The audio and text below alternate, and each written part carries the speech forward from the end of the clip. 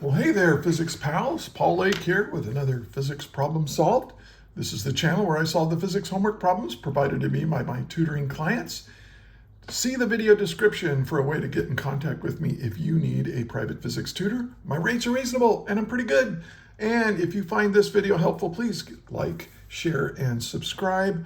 And let's get to the problem. It's not really much of a problem. This is kind of a beginner problem, right? So if you're watching this, you're probably at the beginning of your physics journey. And we're going to talk about instantaneous velocity. Can instantaneous velocity be greater than average velocity? And well, that's kind of the title I've given it. But here's the specific question that a student sent me. Can the instantaneous velocity of an object at an instant of time ever be greater in magnitude than the average velocity of a time interval containing the instant? Can it ever be less? Explain using an example. So that's what we're going to, so this is more of a question than a problem. And we're going to be going over this in detail. Here are the concepts that we're really exercising here: average velocity and instantaneous velocity. So you should hopefully know the difference between those two. If you've never heard of the difference between average and instantaneous velocity, go study and then come back and and watch video. Or you can just watch this video because I'm going to kind of explain it as I go. Hey, pause the video right now and try to answer it yourself, and then unpause the video and compare your work with mine. That's a great way to study. So let's begin. So it says, can the instantaneous velocity of an object at an instant of time ever be greater in magnitude than the average velocity of a time interval containing the instant? So in other words, the instant is within the time interval that we're looking at. And we're going to explain this using an example. So here's the answer. The answer to both questions is yes and yes. Meaning, yes, the instantaneous velocity can be greater than the average velocity, and the instantaneous velocity can be less than the average velocity. So now let's figure out why. Okay, so let's take a look at a position versus time graph. Here's my example. Now, your example will probably be different than mine, and that's okay as long as it's accurate. But so let's let this be my position on the x-axis measured in meters. This will be time in seconds.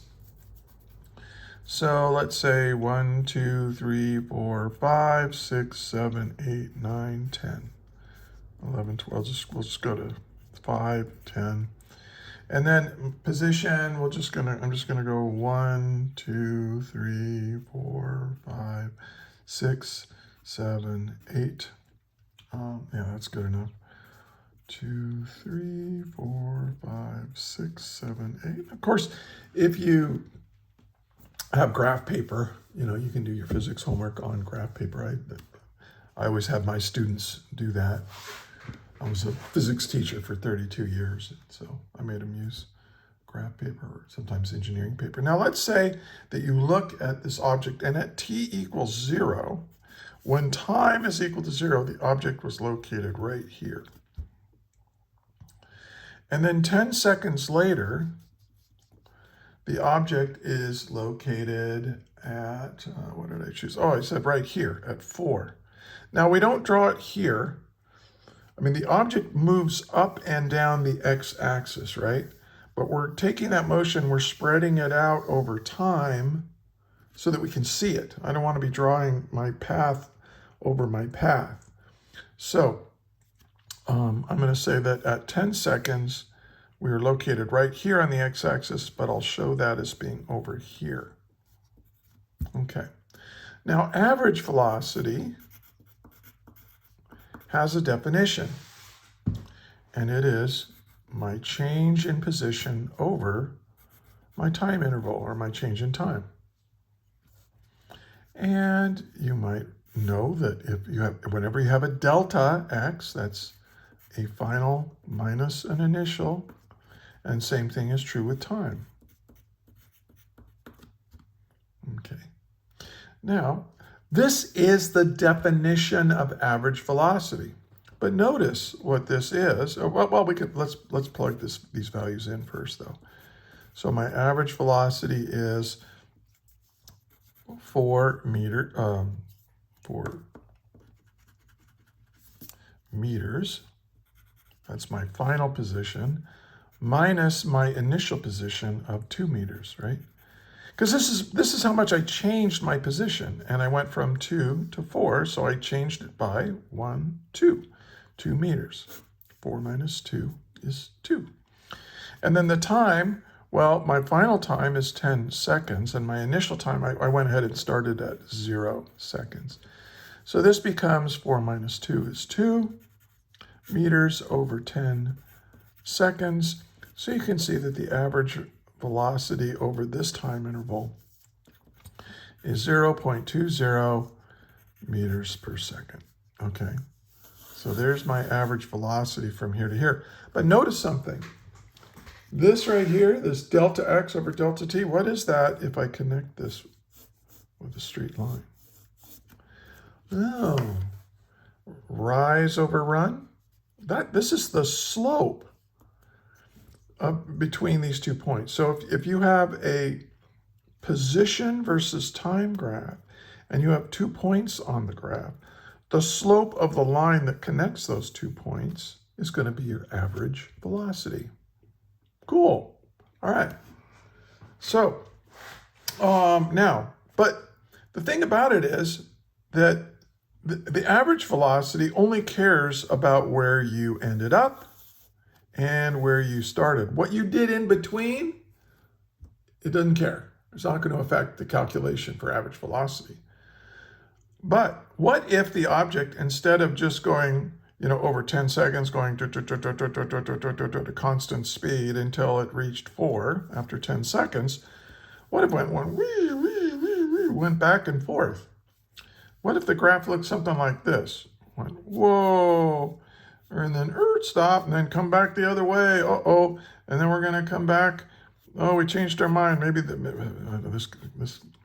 this is somebody who's just going crazy here. All right. So maybe the object, now remember the motion is along the x-axis. So this person went, like this, and then stopped at 4, right? So they went up to roughly 7, and then they went back down to, well, it looks like about back to where we started, and then back up again, and then back here. So you're changing directions, you're moving back and forth. That's perfectly okay to do that, but the average velocity hasn't changed, because the average velocity only cares about your final position and your initial position and how much time it took you to change your position. But instantaneous velocity, what is that? No, I won't write it like that. What's the no, see, this is the definition. I'll change this to this, as this means. This is the definition of average velocity right here. What is instantaneous velocity? Well, instantaneous velocity is defined to be the slope of the tangent line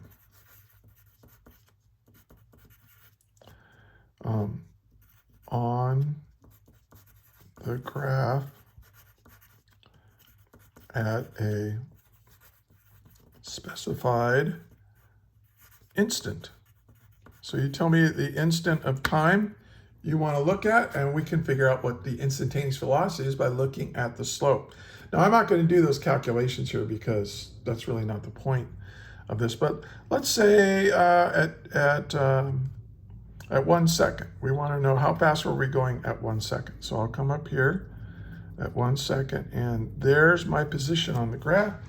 And let's draw, get out a ruler here, and I'm going to draw a tangent line. So a tangent line just touches the graph at this instant, right? Just kind of kisses the graph right there.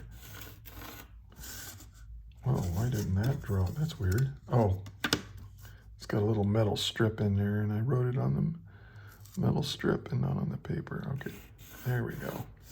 That's an estimate of there's a tangent line, right? So what I would do to figure out what the instantaneous velocity is I would take 2 points on the tangent line and figure out what that slope is, right? It's still a delta x over delta t, but it's not a delta x over delta t of points that are actually on the graph, but it's the slope of a tangent line of 1 point on the graph. So you just pick 2 points, this and this or whatever, and get the rise over the run, do that calculation. But it's just a slope, right? And I think you can see here that this slope is much steeper than this slope, isn't it? So therefore, at this location, right here, at this time, we can say that the instantaneous velocity is greater than the average velocity. But what about right here at times t equals roughly 7? Well, if I draw a tangent line there, something like that, well, here the slope is almost 0, right? And well, I tried to draw it 0. It looks like it has a slight slope to it, but you see what I'm saying? The slope of the tangent line here is really close to 0, and that's going to be less than my average. Like here's my average velocity slope. Here's my instantaneous velocity slope. You can see this slope is less than this.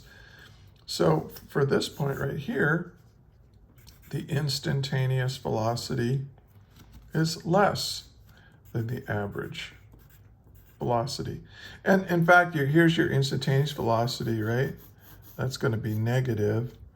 And so you can have a negative instantaneous velocity even though your average velocity is positive. And so really,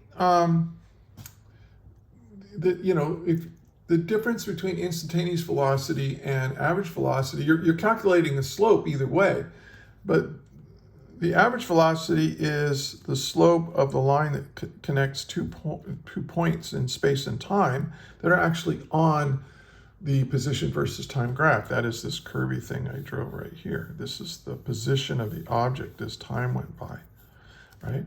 But on the instantaneous velocities, that is how fast are you going right now, this instant?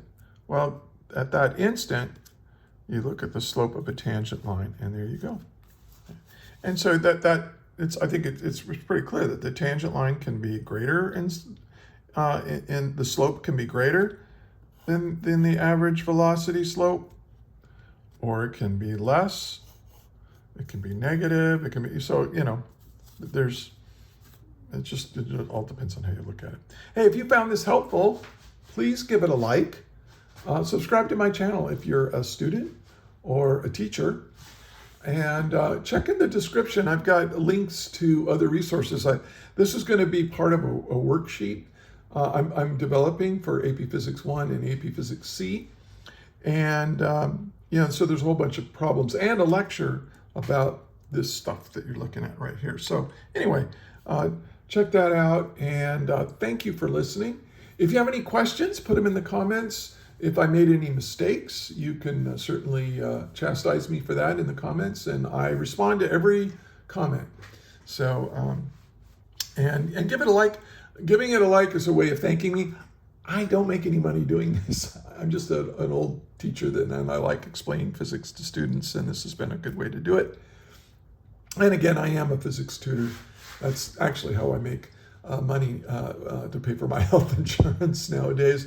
So check that out. I'm pretty good. I have references and all that. So anyway, you guys all take care. And until next time, may the net force be with you always. That is all.